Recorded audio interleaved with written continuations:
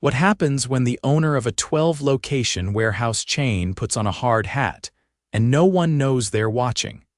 Seth Monroe stood in the back of the break room, tugging down the bill of his hat. The safety vest he was wearing was oversized, and the name tag clipped to his chest read Kyle. The beard and glasses helped. So did the fact that he'd never stepped foot in this particular warehouse before, not even for the grand opening. For the past 2 years, he'd let district managers run the day-to-day. But lately, things weren't adding up. He'd inherited the company from his father, a no-nonsense man who built the business from scratch. Seth had kept it going, added 10 more warehouses, and modernized the entire supply chain. But the past 6 months brought a spike in employee turnover, late deliveries, and a few handwritten letters from staff at Location 7, this one describing long hours, broken equipment, and a manager who didn't care if someone passed out as long as the numbers looked good. So now, Seth was here. Undercover, as a new trainee on the floor. "Yo, Kyle," a voice called. "You're with me, let's go." A woman about his height stood at the door. She had her sleeves rolled up and a scanner already clipped to her belt. Her name tag said Maya, and her voice had that worn-down edge that came from too many double shifts. "Coming," Seth said, grabbing a clipboard. They walked the floor together, moving pallets, scanning incoming stock and loading shelves. The warehouse buzzed with forklifts and shouting, but Seth noticed the tension. Workers moved fast, barely talking. No music, no banter, just tired eyes and quick hands. "How long you been here?" Seth asked as they lifted a heavy box onto a rack. 3 years, Maya said, adjusting her gloves. "Used to be 5 of us on this shift, now it's 3. One guy quit last week, got sick of being told to work smarter when we're already maxed out. Why don't they hire more people? They say we're over budget," she replied, then paused. "But I've seen the reports, we're not. Our numbers are solid, someone's lying." Seth nodded slowly, pretending to check the clipboard. "What about your manager?" Maya's jaw tightened. "You mean Carson? He's a ghost. Shows up, barks orders, then disappears into his office, unless corporate's visiting." "Then he's your best friend." Seth made a mental note. He hadn't met Carson yet. The guy hadn't even introduced himself to the new trainee. Hours passed. Seth worked the line, lifted boxes, and quietly watched. A young guy, maybe 20, named Gerald, was sweating buckets, his shirt soaked through. He moved too fast, almost frantic. "Hey, slow down," Seth said to him. "You all right?" Gerald nodded quickly. "Just behind. Carson said if I don't hit quota today, he's cutting my hours this week." Seth clenched his jaw. "That even allowed?" "No idea," Gerald muttered, grabbing another box. Around noon, the team took their 10-minute break. Seth sat beside Meyer on a stack of crates near the loading dock. "You always eat out here?" he asked. "Yeah," she said. "Break rooms got mold and the axe busted, been that way since January." He looked around. "How do you all keep going like this?" "We don't have a choice, Kyle," she said, then stood.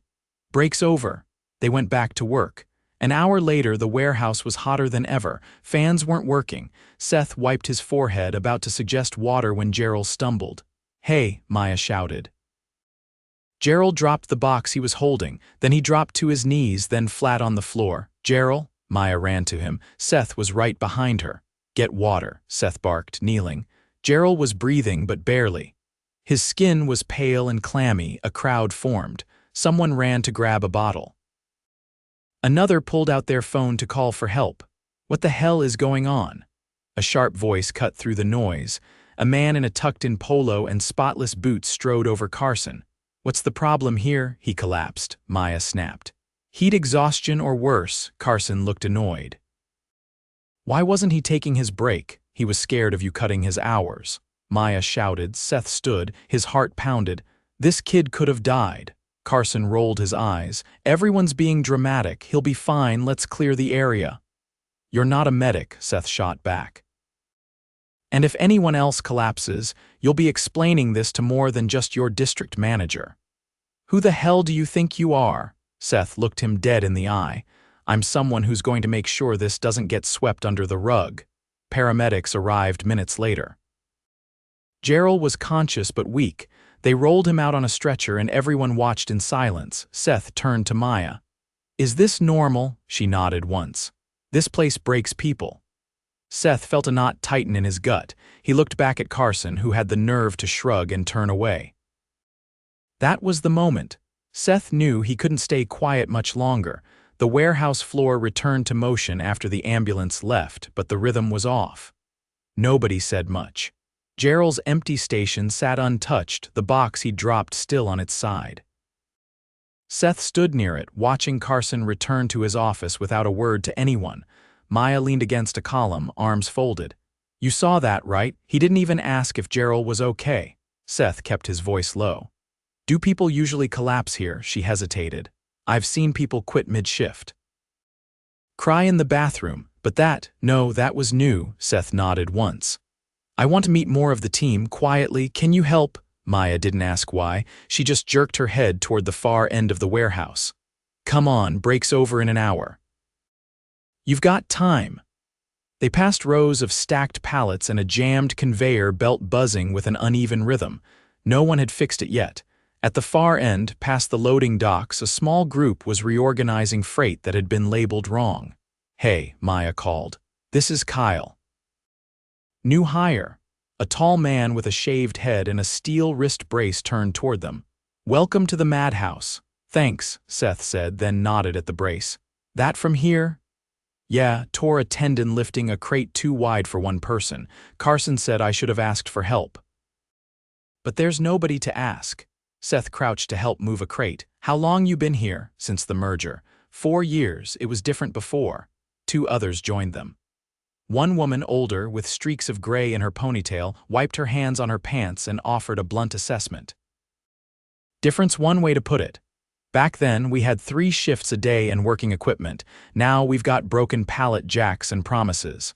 Seth asked, "Does anyone report this stuff? The injuries, the broken tools?" She gave him a long look. "To who?" "Carson." "You want to guess how many safety tickets we've filed that disappeared?" The man with the brace added. "We had a guy get cut by a rusted forklift chain last month. Carson said he forged the report to get workers' comp. They fired him." Seth felt the weight of it stacking. "You ever see corporate?" "Twice a year, maybe. They bring muffins and take photos, then nothing changes." He didn't respond, just moved crates, listened, and watched how people looked over their shoulders before speaking. Later that day, Maya brought him toward the packaging area where a younger woman sat on a stool, labeling boxes manually. "No auto labelers?" Seth asked. The woman laughed without looking up. "They've been broken since December. We're faster by hand now. Sad, right?" Maya leaned in. "This is Leela. She's sharp." Leela peeled another label. "Sharp doesn't matter here. What matters is who skips your name on the shift list." Seth glanced at Maya. "She means Carson," she said. "He picks who gets hours. If you don't stay on his good side, Leela cut in." "You get the Sunday graveyard shift or no shift at all?" Seth asked. "How do you stay on his good side?" Leela dropped the stack of labels. "Laugh at his jokes. Ignore when he talks down to people. Let him call you sweetheart in front of the others." "That kind of thing?" Seth's expression hardened. "He calls you that?" Leela picked up the labels. "Only when no one else is around to hear it or when he's mad, then it's something worse." Maya stepped forward. She told HR. They said it would be looked into. That was a month ago. "He's still here. She's still labeling boxes." Seth felt something shift in his chest. "Have there been other complaints?" Leela gave a short nod. "One woman quit last winter. Carson told a joke about her accent at the morning meeting. Said she sounded like she was choking on marbles." Meyer added, "She was from Ghana, asked for a transfer, got denied." Seth didn't speak for a long moment. "Lunch ends soon," Maya said. "You should meet the new guy in receiving first week. Looks like he doesn't know what he got into." They walked the warehouse maze until they found a teenager trying to scan incoming shipments with a scanner that kept freezing. He smacked it against his hand. "Stop doing that," Maya said. "You'll break it worse." He looked up, startled. "It's already broken. I've rebooted it 5 times. Seth took the scanner and looked it over. "You put in a maintenance request," the kid laughed.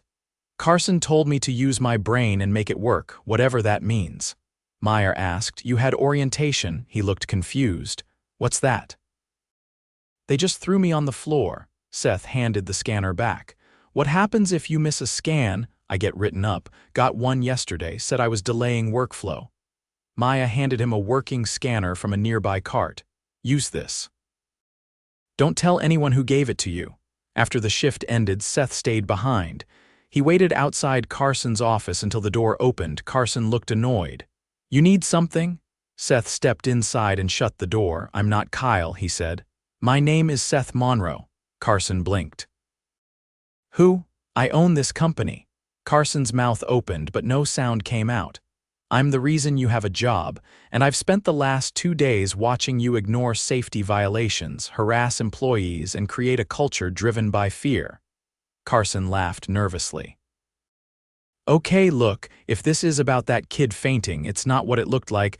I watched you walk away while he was on the floor, Seth cut in. I watched you dismiss a woman's complaint without even pretending to listen. I've heard enough.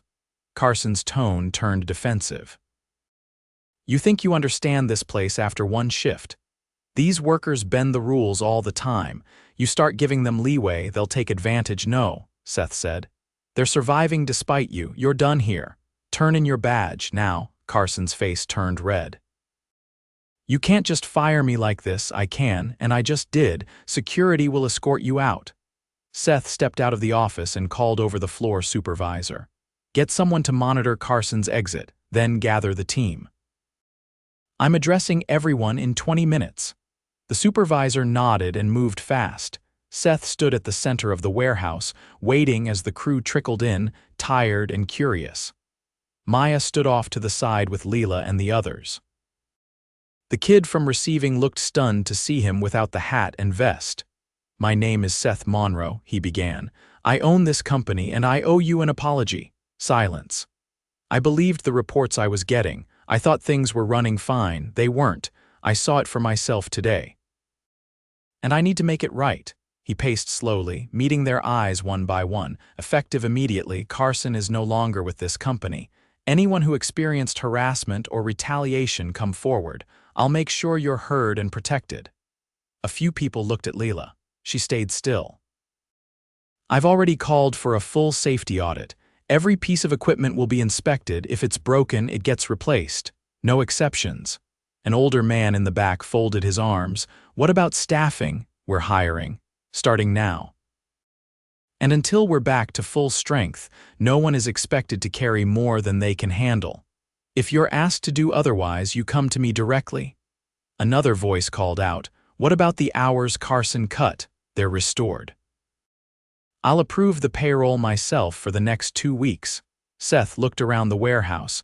You've been carrying this place without support. That ends today. He stepped down from the crate he'd been standing on. I'll be here the rest of the week, working alongside you. Not watching from a distance. Maya crossed her arms and nodded slowly. Leela didn't say anything, but she didn't look away either. The team drifted back to their stations, quieter than before, but something in the air had shifted. Not fixed, not yet, but different. And Seth knew this was only the beginning. Seth arrived before sunrise the next day. No hat, no vest, just a plain button-down and work gloves tucked into his waistband. The warehouse gates were still locked when he pulled in, and for a few minutes he sat in his truck, watching the sky turn from slate to pale blue. Yesterday felt like a shift in course, but the weight of what he'd seen hadn't lifted, not even close. When the first employees showed up, they hesitated at the sight of him outside the building. He nodded at them, offering no speech, no sudden orders, just held the door open as they entered one by one. It wasn't about grand gestures. Not today. Inside, the overnight crew was wrapping up. A woman near the back lean frame, buzzed hair, grease-streaked overalls, was scribbling notes on a clipboard. She glanced up and froze. You're the owner, she said flatly, not a question. I am, Seth replied. Your overnight shift lead? Was, she said, handing the clipboard to a man beside her. Technically, I'm just coverage until they hire someone permanent, but I've been doing it for 7 weeks. What's your name? Danny, he nodded. You mind walking me through how things run at night? She looked unsure, then gestured for him to follow. They moved through the aisles, past stacks of returns and backlogged inventory. Danny didn't soften anything. We're supposed to clear 20 pallets of overflow before sunrise. On a good night, we hit 15. Last night, we hit 11. 2 people called out and the forklift's battery dies if it's not babied through the last hour. Seth examined the shelves. Who's logging the shortfalls? No one. Carson told us to stop documenting what we couldn't fix. Said it just made the reports look worse. They stopped at a cracked crate of damaged electronics.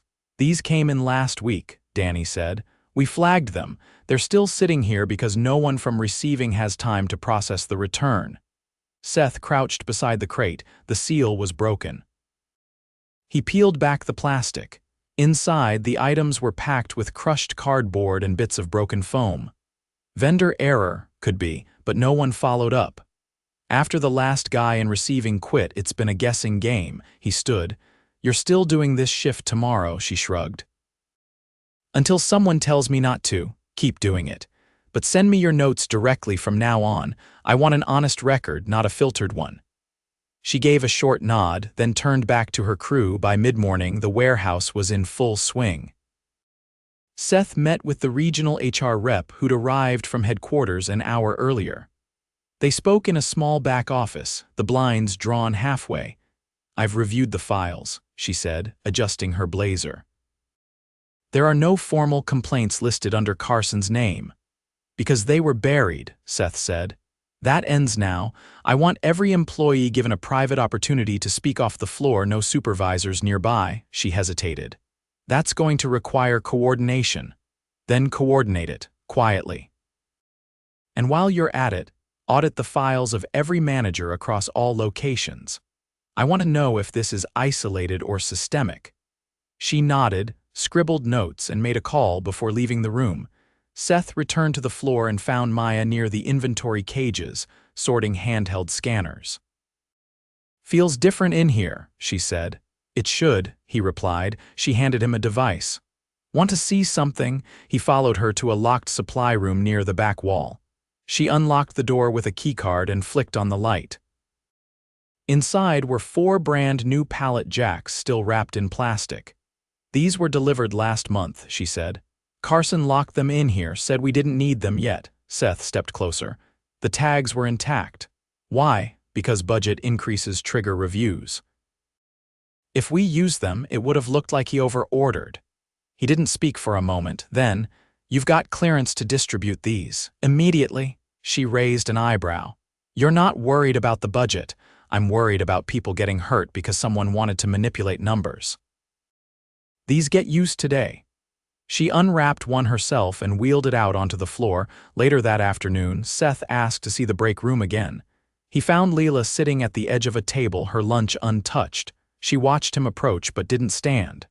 You're still not convinced, he said. I've seen people come in here with big promises before, she replied. Then disappear. I'm not disappearing, she tilted her head. You say that now. He sat across from her. What would you change if you could? She looked down at her tray. I'd start with the schedules. They're thrown together last minute. Half the time, people find out their shifts by asking around. Who makes them? Supervisors take turns, but they guess a lot. There's no system, Seth nodded. That changes. I'll have operations set up a centralized schedule tool. You'll see your hours a week in advance. She pushed her tray away. That would help. Anything else? She hesitated. Can we get locks for our lockers? He blinked. You don't have locks, they broke. No one replaced them. People started taking their valuables home. I'll fix that. She finally met his eyes. If you do, I'll believe you're staying.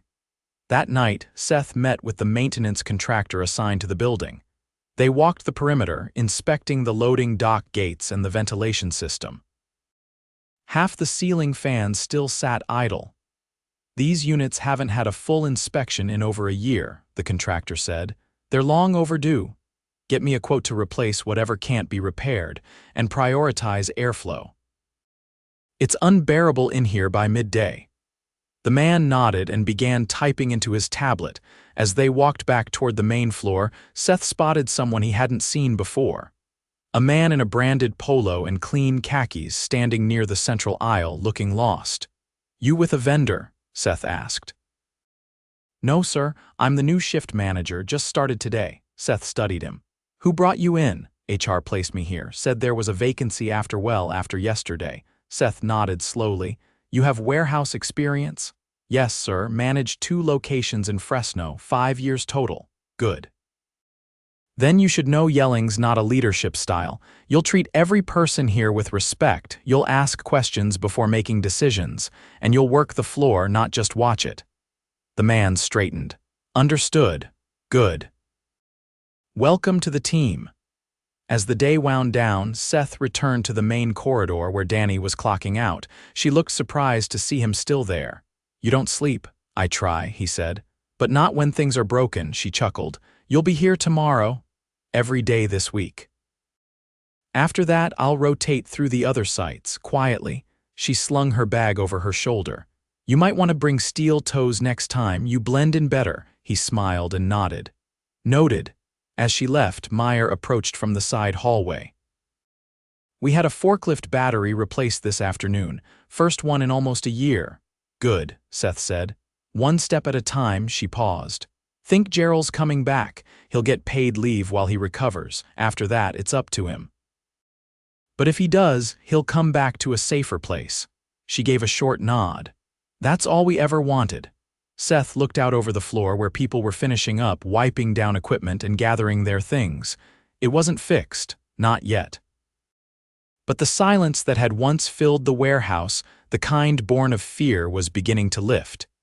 And this time, he'd make sure it didn't return. By Friday morning, the warehouse had settled into a rhythm that felt unfamiliar but not unwelcome. The tension that had once clung to every movement was loosening. Not gone, but loosening. People still moved fast, still sweated through their shirts, still worked with the weight of quotas in the back of their minds, but now they glanced up. They looked each other in the eye. And when Seth walked the floor that morning, no one avoided him. He stepped into the dispatch corner where Leela was double-checking a shipment manifest against the outgoing pallets. She didn't look up.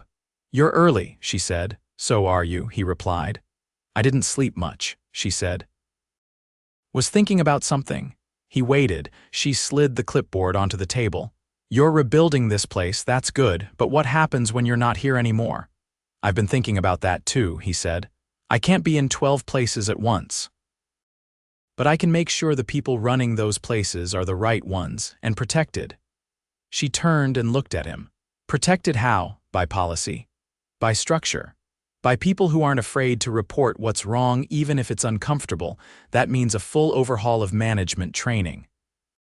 It also means we promote from the floor, not just from resumes." She crossed her arms. "Promote who? People who have earned it, like you." Her brow rose. "I label boxes. You lead by example, you speak up, you don't cut corners, that's what matters." She didn't respond right away. Then she said, "If I take something like that, I'm not playing politics. I won't lie to people." "Good, if you did, I wouldn't offer it." He handed her a card with his direct contact. "When you're ready, reach out. We'll train you for a lead position at this location." Leela nodded once and returned to her paperwork, the offer unspoken between them but not forgotten. Later that morning, Seth joined the incoming shift near the loading dock. The team was assembling for a safety walk, a new daily routine he'd insisted on implementing. Not a lecture, just 5 minutes to review hazards, feedback, and equipment status before starting. Danny stood at the front holding a checklist. "All right," she said. "Today, we're watching for 2 things: loose cabling and shelving stability in zones 3 and 5. The temp spikes mean expansion, and we don't want any surprises." A few nods. Someone raised a hand. "The vent over packing table 2 is dripping again." Danny scribbled it down. "Logged." "Maintenance is already on site. Anything else?"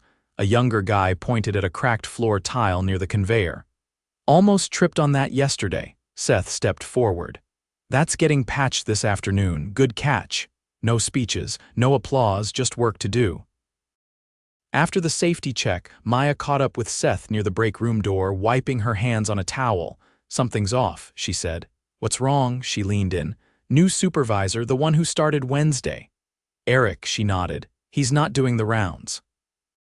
He spends most of the shift at his desk, and when he does come out, he's not checking anything, just staring at the women, not blatant, but enough to make people uncomfortable. Seth's posture stiffened. Did he say anything? Not around me. But Leela told me he asked if she had plans after work yesterday. She brushed it off, but he hovered a little too long. Why didn't she come to me? She said she didn't want to risk the promotion you offered her, thought you'd think she was stirring drama.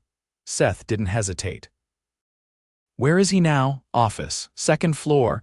He climbed the stairs 2 at a time and entered without knocking. Eric looked up from his screen. Hey, morning.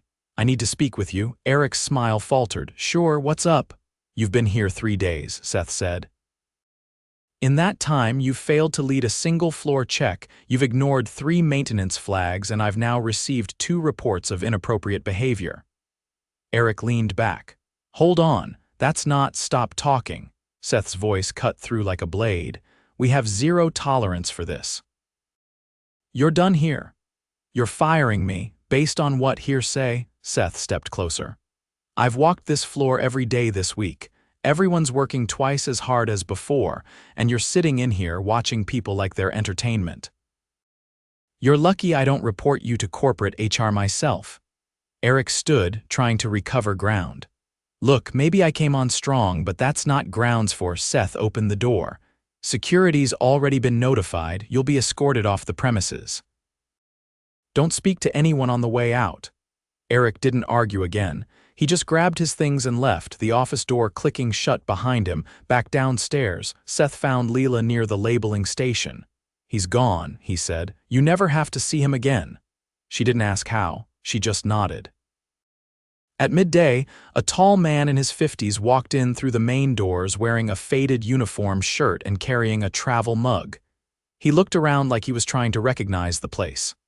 Can I help you? Seth asked. Name's Manuel. I used to work here. Got a call you were hiring again. Seth studied him.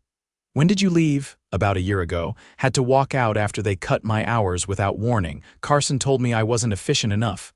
You worked receiving for 6 years, Seth nodded. You're rehired full-time. Starting Monday, Manuel blinked. That easy. You know the system. We need reliability. You still got your forklift cert, up to date. He extended his hand. Seth shook it. Welcome back. Later that afternoon, Gerald returned. He walked slowly, still pale but upright. He had a folder under one arm and a cautious look in his eyes. Hey, Seth said. How are you feeling? Better, Gerald replied. Doc said I can start light work next week. You're not expected to rush. We'll ease you in. Gerald nodded. I wanted to say thanks. For what you did. You shouldn't have been in that position to begin with. Gerald looked around. Place feels different. It is. He looked down at his shoes. I'm glad I didn't quit. So am I. By evening, the warehouse floor was winding down.